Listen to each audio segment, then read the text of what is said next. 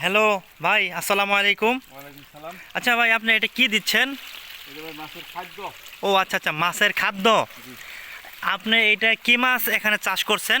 এখানে ভাই তেলাপি, পাঙ্কাশ, সরপুটি, রুই। ও আচ্ছা আচ্ছা আচ্ছা আচ্ছা আচ্ছা আচ্ছা, এটা কি খাদ্য দিচ্ছেন আপনি? এটা শীত খাদ্য, শীত।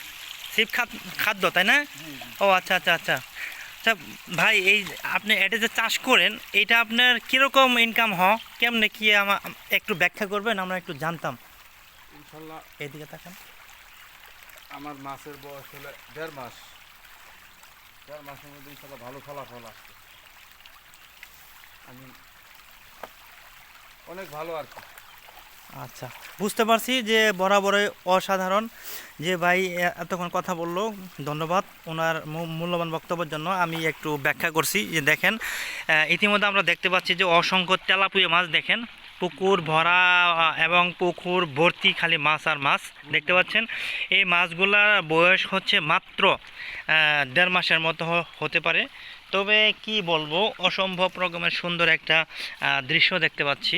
দেখেন, আমি এরকম মানে দৃশ্য আমি জীবনও দেখি নাই। যে দেখেন কি অবস্থা, এই মাছগুলো যদি বড় হয় তাহলে কি এই পুকুরে কি আদৌ জায়গা হবে?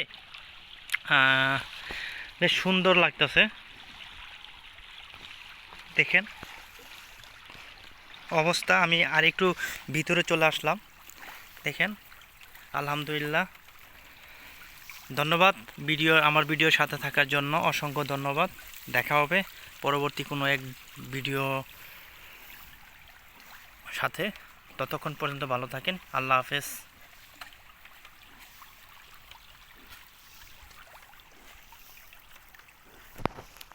বড় হয়েছে না মোটামুটি।